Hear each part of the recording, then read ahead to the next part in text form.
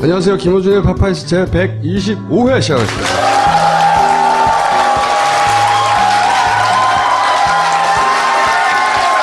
최근에 김영환 전 민정수석 다이어리가 나오면서 업무일지? 네, 처음으로 제대로 된 올가미가 등장했어요. 이 올가미로 제대로 잡아야 되는데 최순실이 박근혜 대통령을 통해서 돈과 약을 먹었다면 김기춘은 대한민국 운영 시스템 자체를 사실은 박정희 시대로 되돌린 주범이죠. 주범. 시스템 전체를. 그거는 명예훼손 안 걸릴까요? 할 수 없어요. 아니, 평범한 사람이다. 범인이다. 아유, 센스. 내 얘기는 주시고 이걸로 해줘요. 박근혜 시대 공작의 배우이고, 제가 보기엔 보수 정권 연장 플랜의 정점으로 제가 보기엔 추론이 되고, 마지막으로 박근혜 탄핵 저지, 그 저지선에 도움이 되는 각종 오다는 여전히 김기춘으로부터 나온다고 강력하게 의심하는 바이고, 그래서 당분간은 저희가 김기춘에 집중하려고 합니다. 범인은 김기춘이다를 풀어서 왜 그런지를 설명해 줄 분을 모시겠습니다. 박범계 의원 모시겠습니다. 첫 번째로 다루실 거는 이제 정윤회 문건 사건, 그리고 세월호, 이 두 가지를 오늘 하실 거고, 향후 하실 게 많대요. 네. 첫 번째 자료. 여기서부터 시작해보죠. 의원님 설명해 주세요. 십상시가 이제 2014년 11월 28일 날 세계일보에 보도가 됩니다. 정윤회 문건이라고 그래가지고, 이 김영한 업무일지, 비망록으로 이제 하시는데, 비망록이라는 건 잊지 말자라는 의미로 돌아가시기 전에 이렇게 정리해 놓은 거라는 의미인데, 비망록이 아니고, 이것은 김영한 고 민정수석이 민정수석 당시에 매일매일의 회의, 그거는 이제 비서실장과 함께 했던 회의, 또는 휘하의 비서관들과 함께 했던 회의의 내용들을 그대로 꼼꼼하게 매일같이 적어 놓은 겁니다. 그러니까 아까 김보혁 기자님 지적대로 업무일지로 부르는 게 가장 좋겠다. 오케이. 이런 얘기. 왜냐하면 업무일지가 돼야지 형사소송법 314조, 315조에 의해서 당연히 증거 능력이 있는 문서가 되는 겁니다. 2014년 11월 24일 날 세계일보가 맛배기로 28일 날 정윤회 문건을 까기 나흘 전에 24일 날 정윤회의 수억 수수 의혹을 보도합니다. 네. 아직 정윤회 문건이 채 까지지도 않았는데 지레짐작으로 당연히 알고 있었기 때문에 청와대 민정수석실에 김영한 민정수석을 필두로 하는 진상조사가 실시된 겁니다. 이 보시죠. 문건 제시, 일종의 세계일보에 알아봤다는 얘기죠. 정체불명의 문건이다. 더 이상의 사항은 확인해 드릴 수 없다. 일종의 세계일보의 반응 같고요. 김덕준이라는 사람이 바로 그 정윤회 문건이 나오는, 아직 정윤회 문건은 까지지 않았다고 제가 말씀드렸습니다. 그런데 미리 알아본 거죠. 김덕준이라는 사람이 정윤회한테 인사와 관련해서, 고위직 고위공무원 인사와 관련해서 만나서 로비를 하는데 수억 원을 로비해야 된다라는 그 김덕준입니다. 그 다음에 청와대 십상시의 이름, 장경상, 정성철, 이창근, 예. 정성철, 이춘호, 안봉근, 정호성, 이재만, 음종환, 신동철, 김충식, 오늘 처음으로 실명이 이 업무일지에 의해서 확인이 되는 겁니다. 청와대는 이렇게 십상시를 파악을 한 겁니다. 그 정윤회 문건 속의 이름들로요. 11월 24일 날 세계일보가 아까 말씀드렸듯이 정윤회 수억 수수 보도를 하고, 아까 청와대가 민정수석실이 아직 까지지도 않은 정윤회 문건인데 그 십상시 이름을 확인해서 쓰고요.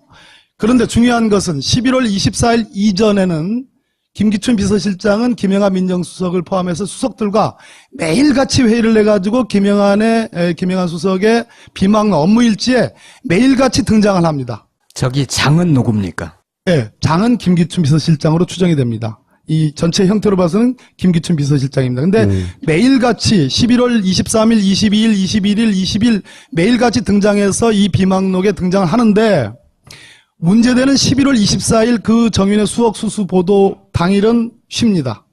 나타나지 않습니다. 김기춘 비서실장이. 그러고 나서 28일 날 말 그대로 정윤회 문건이 까여집니다. 근데 그날도 역시 김기춘 비서실장은 나타나지 않습니다. 업무일지에는 업무일제는. 그런데 이게 11월 29일자 김기춘 비서실장으로 표현되는, 추정되는 저 장이 하는 말씀이 이렇게 하는 겁니다. 공은 쉬 잊혀지고 관은 오래 남는다. 공인의 관은 특히 오래 남는다. 눈이 쏟아질 때는 빗자루로 쓸 수도 없다. 이게 뭔 얘기죠, 이게? 저도 모르겠습니다. 네. 정상적이라면 이 정인의 문건이 24일날 맞배기가 있었고 28일날 까여졌으니까 김기춘 비서실장은 난리가 났어야 되는 겁니다. 네. 난리가 나가지고 김영하 민정수석 당시 민정비서관은 여러분들 알다시피 우병우입니다.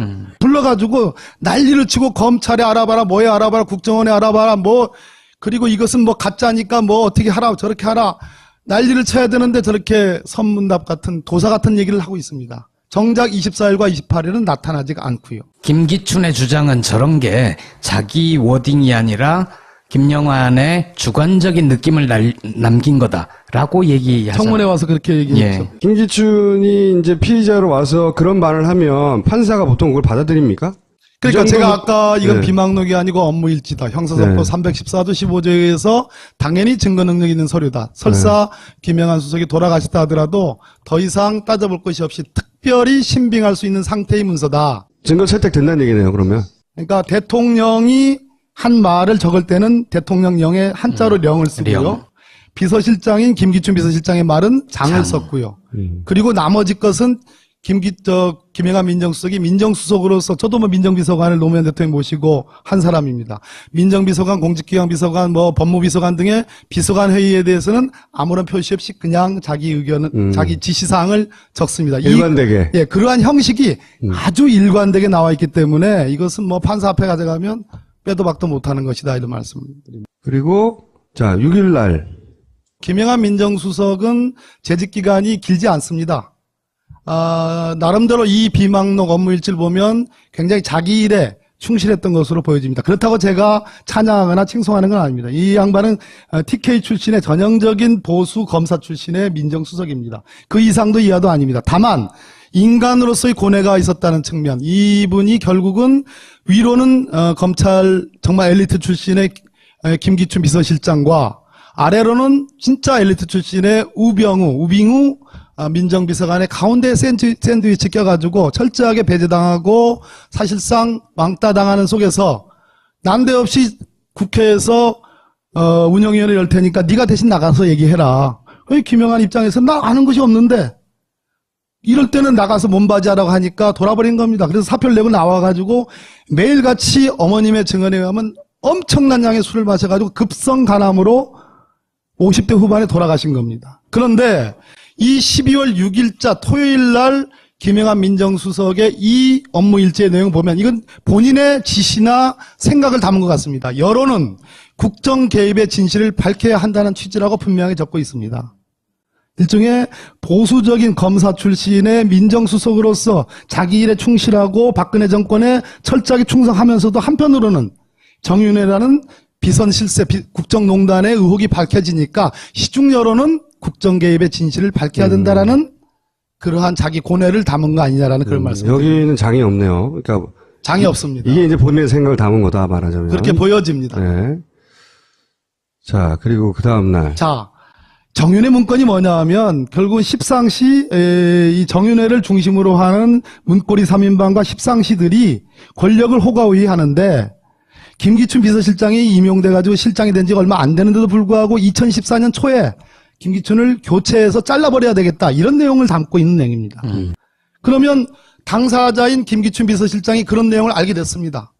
그래가지고 조홍천 의원 당시 공직기강 비서관의 최근의 증언에 의하면 김기춘 비서실장이 시켜가지고 지시해가지고 이러한 국정농단의 흔적이 있으니까 자기를 이렇게 교체하려고 하는 비선 실세들이 하는 어떤 의혹이 있으니까 조사를 해보라고 해가지고 조홍천 비서관의 지시를 받은 박관천 경정이 여러 사람을 만나가지고 보고서를 낸 거죠. 보고서를 낸 거다. 그것이 네. 정윤의 문건이라는 겁니다. 그러면 김기춘 입장에서는 비서실장인데 그 새파란 소위 얼라들이 아이들이 자기를 뭐 자른다 만다 이렇게 얘기하는 거 아니겠습니까? 그러면 당연히 인간으로서 이것들이 어디 건방지게 나를 잘러 조사를 시키고 거기에 화를 내야 되고 엄중하게 대처하는 것이 상식 아니겠습니까? 그런 취지로 동아일보가 김기춘 교체서를 김기춘이 확인하고 그 직접 알아봐라고 지시했다라는 동아일보 보도, 이날짜 보도에 대해서 김기춘 비서실장이 김영하 민정수석에게 한 얘기는 사실 무근이고 나는 사사로운 일에 지시 등을 하지 않아. 이렇게 반응을 했다는 겁니다. 고소해. 여기서 뭐가 나타납니까? 실제로 네. 김기춘 비서실장보다 문고리 3인방 비선실세가 훨씬 높은 힘의 관계에 있었다라는 것이 그대로 단적으로 자기가 보도되고 시켜놓고 보도가 되니까 수석회의에서 나가 안 시켰다고 뻥을 까는 거네요. 그렇게 봐야 그렇게 표현하시는군요. 네. 자, 다음 넘어가 보겠습니다. 이 12월 13일에 또다시 장이 등장하네요. 장입니다. 김기춘입니다. 전반적으로 이 정윤회 문건과 이 국정농단의 서막입니다. 일종의. 네. 제가 제가 오늘 진단하는 핵심은 김기춘 비서실장과 우병우 민정비서관, 물론 가운데 김영하 민정수석이 있었지만 그 당시 정윤회 문건이 터졌을 때 이 11월 28일 이즈음에는 사실상 정윤회는 어느 정도 힘에 박근혜 대통령으로부터 사실상 배제되기 시작한 시점입니다. 네. 그리고 뒤에 있는 어마어마한 실세, 어쩌면 박근혜 대통령보다 훨씬 센 최순실이라는 존재가 뒤에 있는 상황이었습니다. 그런데 그때 만약 정윤회 문건에 대해서 제대로 검찰이 수사했다라면 정윤회라는 비선실세를 밝혀냈을 뿐더러 더 나가서 그보다 훨씬 더 센 실세인 최순실을 밝혀낼 수 있는 가능성이 높았고, 만약 그때 그 부분에 대한 수사를 제대로 했더라면 오늘날 미르나 K스포츠재단과 같은 이러한 국기문란의 국정농단의 사태는 없었을 거다라는 겁니다. 그런데 이 12월 13일자 김기춘 비서실장의 정윤회 문건에 대한 평가입니다. 판단입니다. 이게 무슨 이권 개입이나 부정부패 사례가 아니다. 안보 관련 비밀 유출 사례도 아니다. 기강 회의이긴 하나 개인 일탈적 성격에 불과하다. 온 나라가 들끓을 사안이 아니다. 황색지, 여긴 세계일보를 얘기합니다. 황색지 작태에 지나치게 반응하는 것이다. 이렇게 철저하게 어마어마한 국정농단의 서막이 열린 건데 철저하게 이 사태의 본질을 의미 축소를 하는 거로 뭉개고 갈 수 있다. 뭉개고 갈 수 있다는 얘기입니다. 최순실을 보호해준 건 이제 말하자면 김유춘이었던 거죠. 결국은 제가 오늘 드리고 싶은 말씀은 정윤회 씨는 2014년 3월까지는 적어도 박근혜 대통령을 중심으로 하고 좌우로 이 부부가 좌우로 공동의 권력자들이었습니다. 그런데 3월에 어떤 일이 벌어지냐면 소위 시사저널에 박지만 미행설이 보도가 됩니다. 이걸 가지고 청와대 본관이라면 대통령을 의미합니다. 청와대 본관에서 난리가 났다는 겁니다. 실제로 이 업무 일지에 보면 대통령이 여기에 대해서 굉장히 대노했다라는 그런 그 기재 내용이 나옵니다. 무슨 얘기냐면 그때부터 이제 정윤회는 맛이 가기 시작합니다. 그리고 정윤회와 최순실의 이혼 조정 절차가 법원에서 시작이 돼가지고 그로부터 한 2, 3개월 뒤에 완전하게 이혼을 하게 됩니다. 그리고 결정적으로 세계일보의 이 정윤회 문건 보도와 이 수사 과정, 감찰 과정에서 우병우 비서관의 혁혁한 공에 의해서 정윤회라는 이 문제만 도드라지고 최순실이라는 비선실세가 전혀 드러나지 않음으로써 정윤회는 완전히 권력에서 배제되고 박근혜 대통령으로부터 배제되고 최순실 유일 권력이 공고하게 되는 결정적인 장면이라는 겁니다. 그러니까 우병우가 그 역할로 민정수석이 된 거네요, 말하자면. 저는 그렇게 판단합니다. 한겨레 보도였는데, 결국은 이게 최순실을 남편으로 보고, 그 다음에 박근혜를 아내로 보고, 그리고 문고리 3인방을 사촌으로 보고, 요런 패밀리 비즈니스를 자기들끼리 한 거다. 검찰이 이제. 거기에 우병우는 끼어준 거고. 유일하게 그 패밀리 비즈니스에 끼어들은 게 우병우인데, 어떻게 끼어들었냐? 이때 이제 이 문건 사건을 무난하게 마무리해서, 그러니까 이거 문건 유출 사건을 만들고, 그 다음에 그 중간에 낀 사람들을 다 쳐내고 하는 그런 일들을 우병우가 매끈하게 해내서 이제 그 안에 들어갔다는 거죠. 그런 의혹이 충분히 가능합니다. 우병우가 민정비서관이 된 게 이제 2014년 5월 초입니다. 아까 제가 3월달 시사저널 미행 보도가 나와서 정윤회가 맛이 가기 시작했다고 그랬잖아요. 그러고 난 다음에 실제로 이 정윤회 문건이 생산된 시점은 2014년 1월입니다. 이미 그 당시에 기사에 의하면 최순실과 안봉근은 이러한 문건들이 만들어졌다라는 것을 알았다라는 그런 보도가 있습니다. 그걸 알고서 이 문건을 생산한 민정수석실의 박관철을 비롯한 13명의 민정수석실에 파견 나와 있는 경찰관들을 다 자르라는 지시를 했다라는 보도가 나옵니다. 상당히 사실에 근접합니다. 그러니까 이 세계일보의 보도 이전에 이미 제가 아까 추정하는 어쩌면 이거는 김기춘 비서실장 또 조홍천 비서관 박관천으로 연결되는 실제로 국정농단, 십상시의 농단 사태에 대해서 분명히 메스를 가려는 의사가 있었던 그것이 권력투쟁이든 아니든 간에 그런 의사가 있다는 것을 최순실이 알게 되면서 그것을 만든 민정수석실의 박관천 경정을 비롯한 경찰 출신 민정팀들을 다 자르라고 지시합니다. 최순실 라인을 김기춘이 어느 정도 제어하거나 통제하려는 시도를 초반에 하다가 있었다는 네, 겁니다. 하다가 그게 이제 최순실한테 들켜서 저 안 되겠네, 저 노인네 다 잘라버려야 되겠네. 그 와중에 실제로 다 잘려나간 거군요.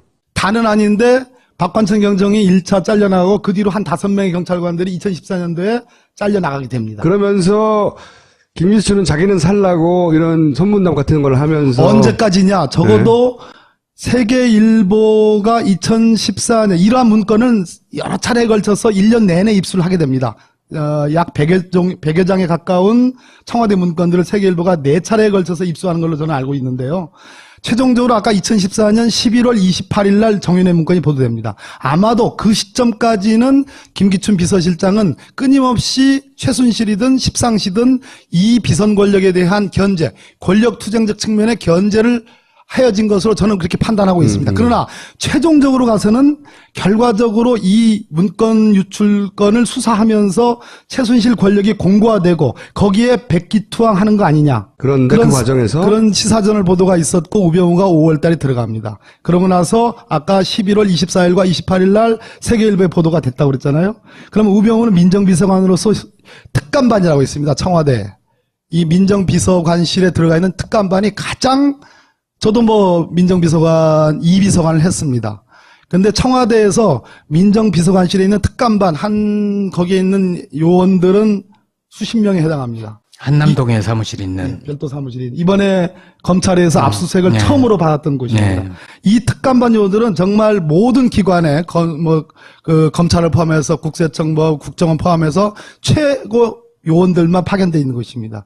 이 특감반을 지휘를 합니다. 우병우 비서관이. 이 정윤의 문건에 대해서. 그런데 여기서 만들어낸 것이 뭐냐.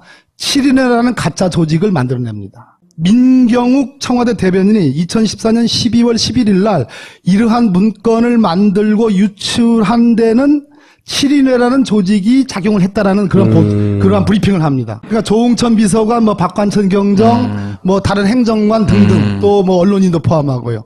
자기들끼리 조직을 만들어서 빼들었다 이거죠. 네, 그런 식으로 덤태기를 세우는 거죠. 책임을 전가하는 7인회 브리핑을 하고 이것에 대한 얘기들을 수차례 청와대에서 얘기를 합니다. 그렇게 되다 보니까 검찰의 수사 방향이 십상시 문고리 권력 정윤회라는 비선실세 쪽에 수사로 모아지는 게 아니라 유출한 사람들. 유출과 이것을 권력투쟁적 관점으로 수사 방향이 틀어지면서 조홍천, 박관천 쪽으로만 수사가 주로 팔알이 이루어지게 되는 거기에 한경희와 최경희가 가담한 것이다. 그런데 아시다시피 한경희는 가장 중요한 대목입니다.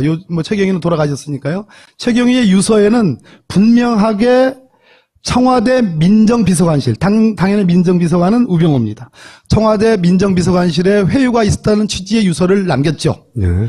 또 한경희는 어떻게 얘기했습니까? 최근에 모 신문과의 인터뷰에 의하면 딱 2가지입니다. 청와대 민정비서관실에서 자기가 복사해서 최경희에게 넘겨준 것처럼 하면 그것이 이제 청와대 민정비서관실의 피모 행정관이 그렇게 자기를 회유했다는 겁니다. 그렇게 하면 불기소 해줄 수도 있다라는 것을 최경희 유서와 똑같은 내용을 했고요.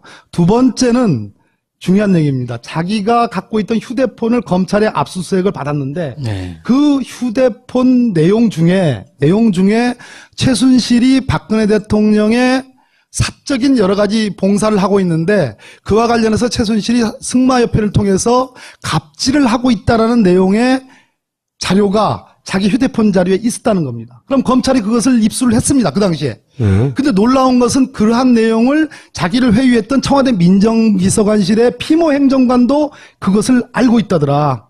그러면 검찰과 청와대 민정비서관실, 우병우 팀은 짬짬이를 했다라는 추론이 가능한 거죠. 최순실도 미리 알았고 당연히. 뭐 그렇게 추론이 됩니다. 네. 그러면 검찰이 지금 이렇게 얘기합니다. 한일경위의 USB에서 한경위가 훔쳐서 복사해서 최경희에게 넘겨줬고 최경희가 세계일보 조모 기자에게 넘겨준 것이 USB에 나왔다라고 검찰은 그렇게 주장합니다. 그래서 우리는 수사할 만큼 했다. 이렇게 주장합니다. 그런데 정작 대답을 못하고 있는 건 바로 이 부분. 최순실이 승마표를 통해서 갑질을 하고 있다라는 자료가 그 한경위의 휴대폰에 있었는데 그걸 압수한 검찰이 그 부분에 대해서 수사하지 않았다. 혹은 수사했다. 그 부분에 대한 해명이 없습니다. 그러니까 내용이 중요한데 유출 경위만 조사하고 말았다. 그렇습니다. 그 말씀이시죠? 이런 업무 일주일 가지고 김기춘 비서실장이 최순실 알지 않았냐고 법원에서 추궁할 수 있는 정도의 자료가 됩니까? 저는 지금 이제 박영수 특검이 시작이 됐지 않습니까? 20일부터 본격적인 수사를 할 수 있는데 다행스러운 거는 특검이 지금 준비 기간 중에도 수사를 할 수 있다. 예를 들어 강제 수사를 할 수 있다. 이런 취지의 특검부의 브리핑이 있었습니다. 이 얘기는 제가 듣기로는 압수수색이 멀지 않았다라는 느낌이 들거든요. 그러면 박영수 특검의 압수수색 1호는 어디가 돼야 될까요? 이미 청와대도 뭐 검찰이 압수수색 했고요. 삼성도 뭐 들어갔고요. 롯데도 들어갔고 여러 군데 했습니다. 당연히 다시 한 번 더 빠진 것이 있는가 찾아와야 되겠지만 1호가 어디가 돼야 되겠습니까? 김기춘 비서실장이. 빙고. 예, 저는 그렇게. 박근혜 정권에서 정윤회, 최순실의 이 국정농단을 사실상 완전하게 드러낼 수 있는 기회들이 수차례 있었고 저 문건들을 회수할 수 있는 기회들이 수차례 있었는데 사실상 이것을 적절하게 활용해가면서 자기 권력을 공고히 하면서 실제적으로 이 국정농단의 시스템에 최종 방어막을 했던 아까 저에게 들어오시기 전에 우리 김어준 총재께서 말씀하신 공작과 기획의 이 거두라고 보여지는 이 김기춘 비서실장에 대한 압수수색이 저는 1호다라는 생각이 듭니다. 업무 일지가 워낙 꼼꼼해서요. 게다가 그 업무 일지가 실제로 실행된 사례들이 많기 때문에 이 인과관계를 가지고 법원에서 충분히 판단할 수 있겠죠? 참고로 왜 그 경남기업에 돌아가신 성완종 회장의 메모가 있었지 않습니까? 한 장짜리. 거기에 몇 억 해가지고 김기춘도 있습니다. 1996년에 박근혜 당시 대표가 독일 갈 때 따라갔습니다. 1억 그때 거기도 나오고. 있습니다. 그런데 최근에 국무총리였던 이완구 총리 재판에서 서울 고등법원이 그 증거 능력 없다고 판단했습니다. 아, 그래요? 예? 근데 그 한 장짜리 메모잖아요. 그 1심에서는 증거 능력이 있다고 판단했습니다. 그런데 그게 죽기 전에 적은 거잖아요. 예, 한 장짜리. 예. 근데 좋다 이겁니다. 그 한 장짜리와 이건 다르지 않습니까? 너무나 디테일하고 너무나 상세하기 때문에 이것은 피해갈 수 없다고 저는 봅니다. 법원에 대해서 끊임없이 간섭한 거 실제로 대법관, 서울대 양창수 교수가 대법관이 됩니다. 그 후임 대법관을 인사한 데서 반드시 검찰 인사를 세워야 된다라는 아주 집요한 얘기들이 여기 쭉 나옵니다. 네. 그렇죠. 청와대가 법원에 대해서 워치를 한 거 아니냐. 영어로 말씀드려서 죄송합니다. 한글로 사찰을 했다라는 것과 영어로 워치를 했다. 이게 같은 표현인지는 모르겠습니다. 근데 영어로 워치를 했다면 조금 약해진 느낌이 들어가지고 제가 굳이 워치라는 표현을 썼다는 점. 그런 대목이 있고 헌법재판소는 통진당 해산 결정과 관련해서 끊임없이 그렇죠. 뭐 이렇게 간섭하고 정보를 사전에 알고 하는 그런 흔적들이 많이 나타납니다. 예를 들어 언론은 서울대 말할 것도 없고요. 총장 선임권도 있어요, 거기에. 그렇죠. 서울대에서 2배수로 올라가면 보통 네. 1위자를 지명을 하는데 바꿔버리죠. 뒤집어버리죠. 지금 충남대도 그러한 의혹이 있고요. 공주대학도 있고 경북대학도 있고 그렇습니다. 지금 있는 것만 해도 엄청나요. 근데 오늘 이제 추가적으로 한 군데 더 짚고 가실 부분은 이제 세월호 부분인데 저희가 지난 시간에 잠깐 다뤘는데 여기 정부 대응들을 이제 설명해 주십시오. 말 그대로 세월호 특별법 협상이 있었지 않습니까? 제가 그 초기 이제 멤버였는데요. 그래 그때 욕 엄청 먹었습니다. 왜 그 수사권 안 주냐? 세월호 특조위에 그래가지고 죄송합니다. 지금 그 세월호 특별법에 대한 김기춘 비서실장의 판단입니다. 이건 국난을 초래하는 거기 때문에 법무부 당과 협조해서 세월호 좌익들 국가기관 진입 욕구가 강하다. 철저히 막으라는 그런 취지입니다. 이제 문재인 전 민주당 대표가 우리 김영호 김영호 씨. 유민 아빠. 선생님, 예, 그 유민 단식 아빠 때. 단식할 때 가서 이렇게 격려하고 동조 단식 뭐 예. 이렇게 했지 않습니까? 거기에 대해서 이건 자살 방조죄다. 예. 자살 방조죄. 예, 그러니까 배워먹은 법 지식을 이런 데 써먹으면 안 된다는 법꾸라지라는 그 말씀을 드리는. 법 뭐라고요? 법 플러스 미꾸라지 합성. 법꾸라지. 의원님 그거 히트 못할 것 같아요. 여기서의 자살 방조의 의미는 저는 이렇게 이해했어요. 이 자살 방조죄를 맨 앞에 쓴 이유는 유민 아빠가 죽길 바란 겁니다. 실제. 그리고 나서 거 봐라 동조 단식한 뭐 문재인을 비롯해서 같이 동조 단식했던 모든 사람들까지 다 니들은 자살을 방조한 놈들이야. 라고 프레임을 씌우려고 했던 기획이 있었던 거예요, 초반에. 잘 보신 겁니다. 자살 방조죄가 성립하려면 죽어야 되거든요. 그러니까 아직 단식할 때니까 미래에 죽는 것을 당연히 그렇죠. 전제로 삼아가지고 이렇게 법률 구성을 한 거죠. 실제 유민 아빠가 그 건강을 회복하지 못하도록 제대로 방해한 정황들이 있어요. 나중에 한번 모시고 얘기를 나눌 때 저는 개인적으로 들었거든요. 그때는 자기가 이해가 안 갔다고.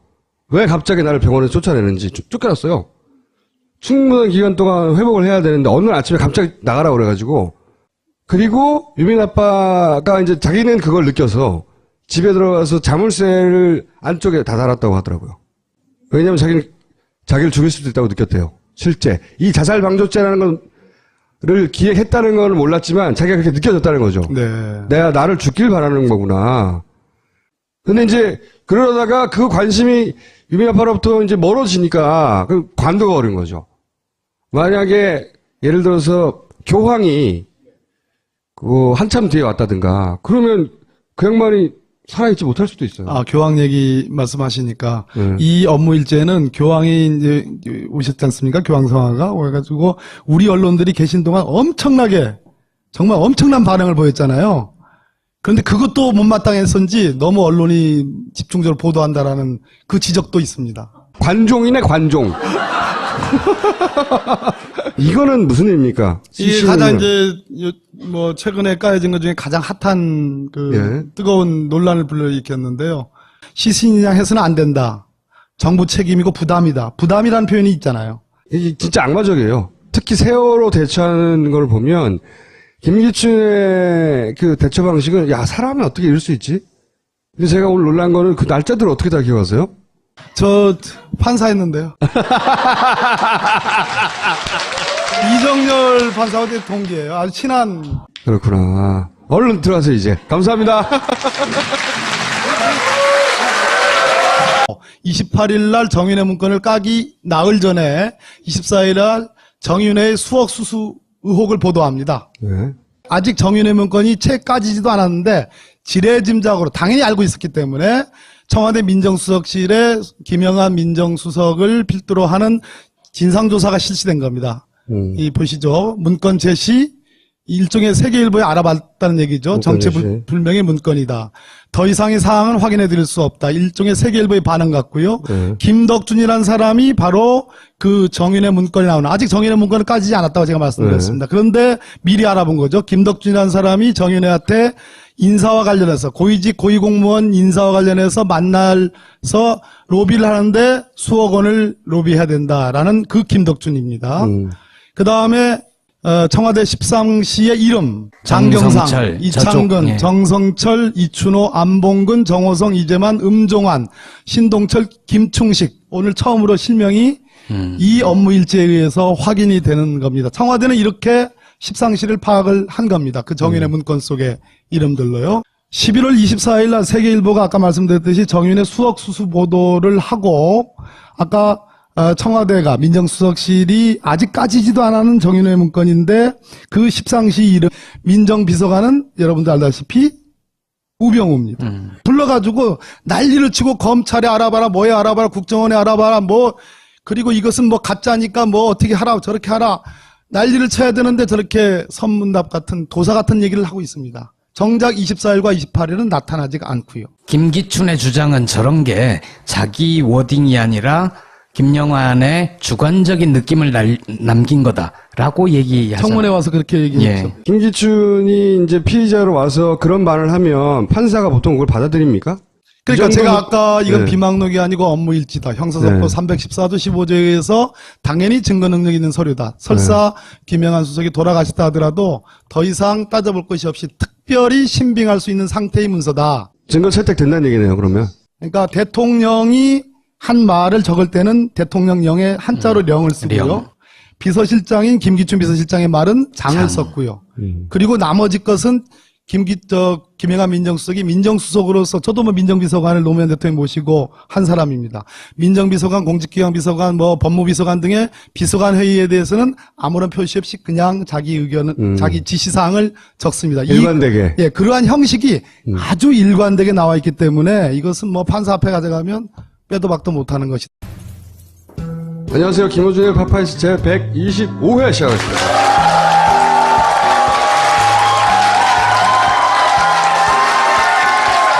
최근에 김영환 전 민정수석 다이어리가 나오면서 업무일지. 네, 처음으로 제대로 된 올가미가 등장했어요. 이 올가미로 제대로 잡아야 되는데 최순실이 박근혜 대통령을 통해서 돈과 약을 먹었다면 김기춘은 대한민국 운영 시스템 자체를 사실은 박정희 시대로 되돌린 주범이죠, 주범. 시스템 전체를. 그거는 명예훼손 안 걸릴까요? 할 수 없어요. 아니, 평범한 사람이다. 범인이다. 아유, 센스. 내 얘기는 주고 이걸로 해줘요. 박근혜 시대 공작의 배우이고, 제가 보기엔 보수 정권 연장 플랜의 정점으로 제가 보기엔 추론이 되고, 마지막으로 박근혜 탄핵 저지, 그 저지선에 도움이 되는 각종 오다는 여전히 김기춘으로부터 나온다고 강력하게 의심하는 바이고, 그래서 당분간은 저희가 김기춘에 집중하려고 합니다. 을 확인해서 쓰고요.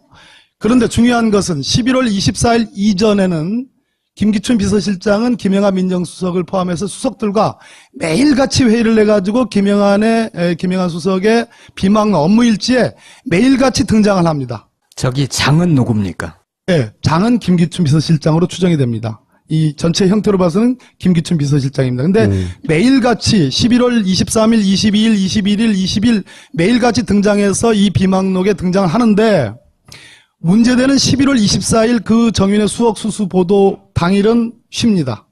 나타나지 않습니다. 김기춘 비서실장이. 그러고 나서 28일 날 말 그대로 정윤의 문건이 까여집니다. 근데 그날도 역시 김기춘 비서실장은 나타나지 않습니다. 업무일지에는 업무일지에는. 그런데 이게 11월 29일자 김기춘 비서실장으로 표현되는, 추정되는 저 장이 하는 말씀이 이렇게 하는 겁니다. 공은 쉬 잊혀지고 관은 오래 남는다. 공인의 관은 특히 오래 남는다. 눈이 쏟아질 때는 빗자루로 쓸 수도 없다.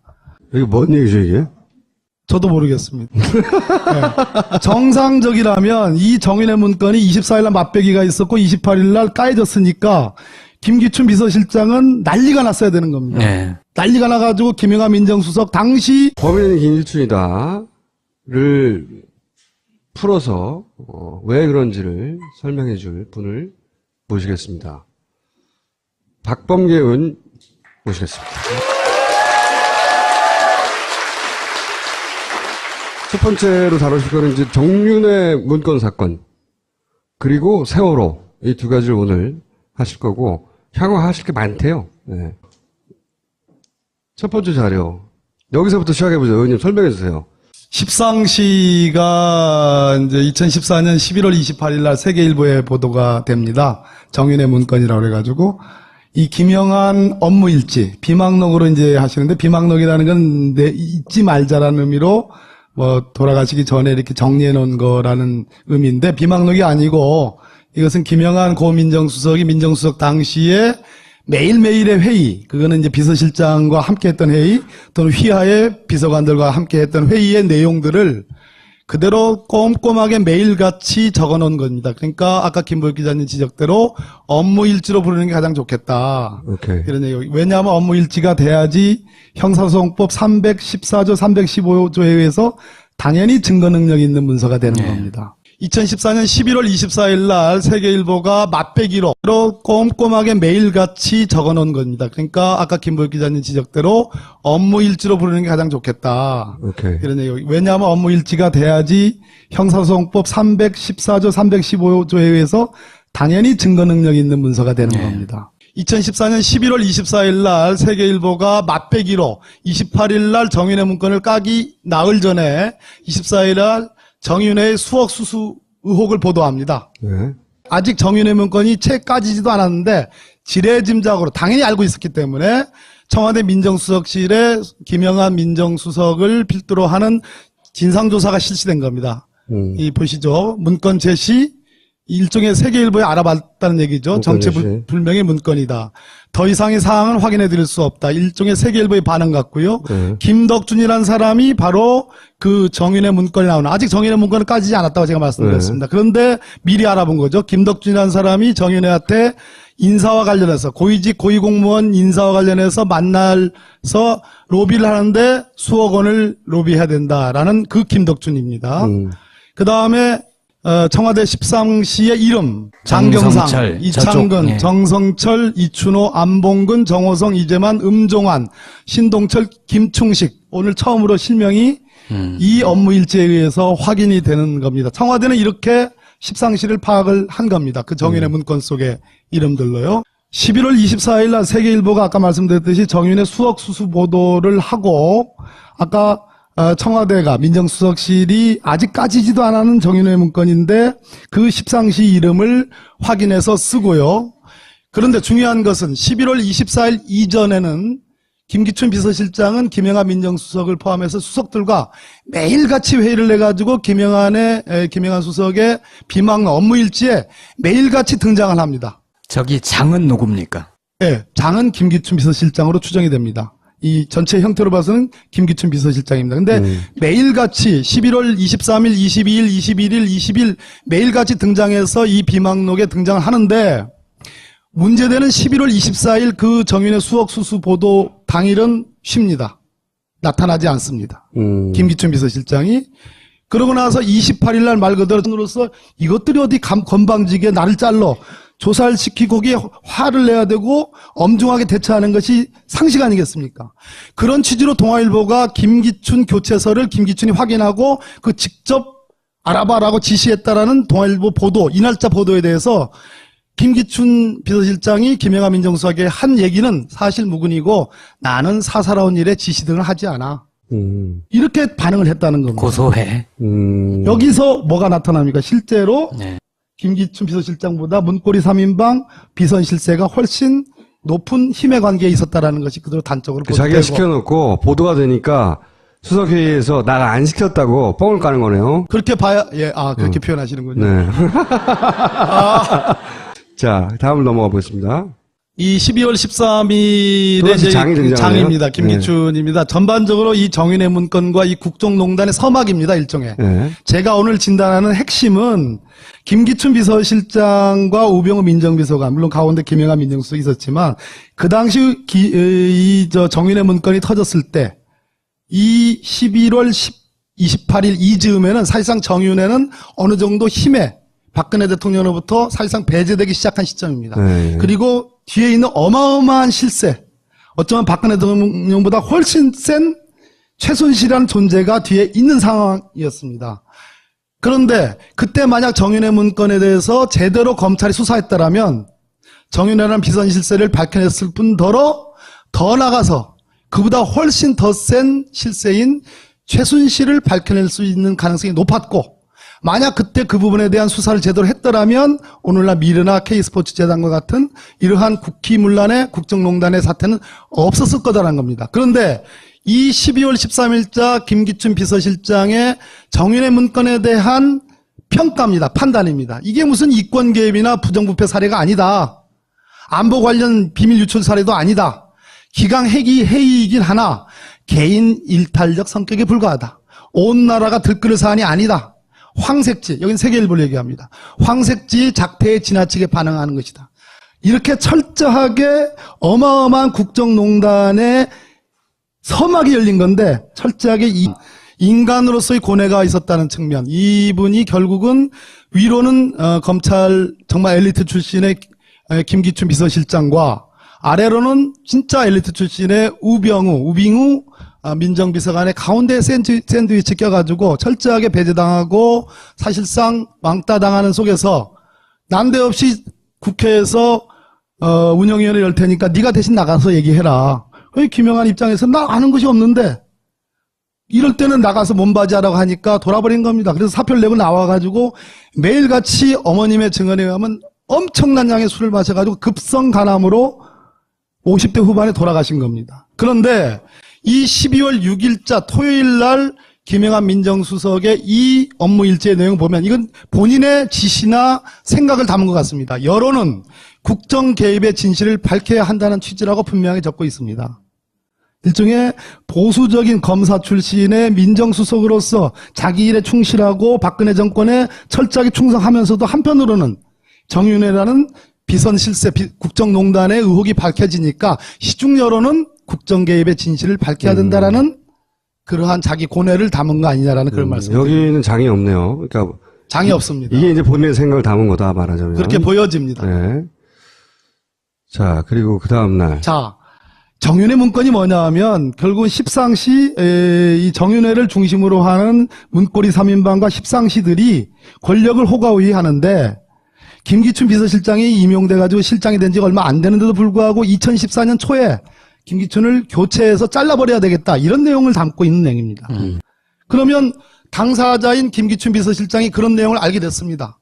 그래가지고 조홍천 의원 당시 공직기강 비서관의 최근의 증언에 의하면 김기춘 비서실장이 시켜가지고 지시해가지고 이러한 국정농단의 흔적이 있으니까 자기를 이렇게 교체하려고 하는 비선 실세들이 하는 어떤 의혹이 있으니까 조사를 해보라고 그래가지고 조홍천 비서관의 지시를 받은 박관천 경정이 여러 사람을 만나가지고 보고서를 낸 거죠. 보고서를 낸 거다. 그것이 네. 정윤의 문건이라는 겁니다. 그러면 김기춘 입장에서는 비서실장인데 그 새파란 소위 얼라들이 아이들이 자기를 뭐 자른다 만다 이렇게 얘기하는 거 아니겠습니까? 그러면 당연히 인간 정윤의 문건이 까여집니다. 근데 그날도 역시 김기춘 비서실장은 나타나지 않습니다. 업무 일지에는. 업무일제는. 그런데 이게 11월 29일자 김기춘 비서실장으로 표현되는 추정되는 저 장이 하는 말씀이 이렇게 하는 겁니다. 공은 쉬 잊혀지고 관은 오래 남는다. 공인의 관은 특히 오래 남는다. 눈이 쏟아질 때는 빗자루로 쓸 수도 없다. 이게 뭔 얘기죠, 이게? 저도 모르겠습니다. 네. 정상적이라면 이 정인의 문건이 24일 날 맞배기가 있었고 28일 날 까여졌으니까 김기춘 비서실장은 난리가 났어야 되는 겁니다. 네. 난리가 나가지고 김영하 민정수석 당시 민정비서관은 여러분들 알다시피 우병우입니다.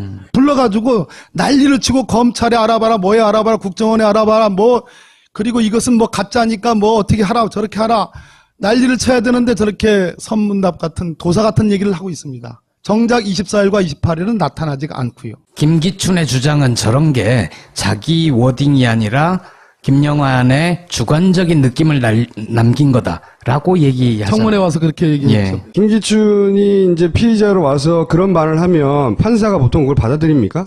그러니까 이 제가 정도면- 아까 이건 네. 비망록이 아니고 업무일지다. 형사사법 네. 314도 15조에 의해서 당연히 증거 능력 있는 서류다. 설사 김영한 수석이 돌아가시다 하더라도 더 이상 따져볼 것이 없이 특별히 신빙할 수 있는 상태의 문서다. 증거 채택된다는 얘기네요, 그러면. 그러니까 대통령이 한 말을 적을 때는 대통령령에 한자로 령을 쓰고요. 령. 비서실장인 김기춘 비서실장의 말은 장을 썼고요. 그리고 나머지 것은 김영하 민정수석이 민정수석으로서 저도 뭐 민정비서관을 노무현 대통령 모시고 한 사람입니다. 민정비서관, 공직기강 비서관, 뭐 법무비서관 등의 비서관 회의에 대해서는 아무런 표시 없이 그냥 자기 의견은 자기 지시사항을 적습니다. 일관되게. 예, 그러한 형식이 아주 일관되게 나와 있기 때문에 이것은 뭐 판사 앞에 가져가면 빼도 박도 못하는 것이다 이런 말씀드립니다. 그리고 자 6일날 김영하 민정수석은 재직 기간이 길지 않습니다. 나름대로 이 비망록 업무일지를 보면 굉장히 자기 일에 충실했던 것으로 보여집니다. 그렇다고 제가 찬양하거나 칭송하는 건 아닙니다. 이 양반은 TK 출신의 전형적인 보수 검사 출신의 민정수석입니다. 그 이상도 이하도 아닙니다. 다만 안녕하세요, 김호준의 파파이스 제 125회 시작하겠습니다.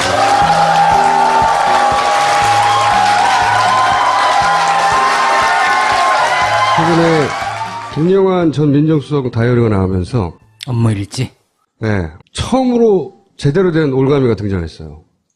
이 올가미도 제대로 잡아야 되는데 최순실이 박근혜 대통령을 통해서 돈과 약을 먹었다면 김기춘은 대한민국 운영 시스템 자체를 사실은 박정희 시대로 되돌린 주범이죠. 주범.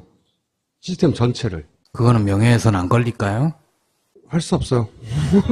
아니, 평범한 사람이다. 범인이다. 아유, 센스. 내 얘기는 주고 이걸로 해줘요. 박근혜 시대 공작의 배후이고, 제가 보기엔 보수 정권 연장 플랜의 정점으로 제가 보기엔 추론이 되고, 마지막으로 박근혜 탄핵 저지, 그 저지선에 도움이 되는 각종 오다는 여전히 김기춘으로부터 나온다고 강력하게 의심하는 바이고, 그래서 당분간은 저희가 김기춘에 집중하려고 합니다. 범인은 김기춘이다를 풀어서 왜 그런지를 설명해 줄 분을 모시겠습니다. 박범계 의원 모시겠습니다. 첫 번째로 다루실 거는 이제 정윤회 문건 사건, 그리고 세월호, 이 두 가지를 오늘 하실 거고, 향후 하실 게 많대요. 네. 첫 번째 자료. 여기서부터 시작해보죠. 의원님 설명해 주세요. 십상시가 이제 2014년 11월 28일 날 세계일보에 보도가 됩니다. 정윤회 문건이라고 해가지고, 이 김영한 업무일지, 비망록으로 이제 하시는데, 비망록이라는 건 잊지 말자라는 의미로 돌아가시기 전에 이렇게 정리해 놓은 거라는 의미인데, 비망록이 아니고, 이것은 김영한 고 민정수석이 민정수석 당시에 매일매일의 회의, 그거는 이제 비서실장과 함께 했던 회의, 또는 휘하의 비서관들과 함께 했던 회의의 내용들을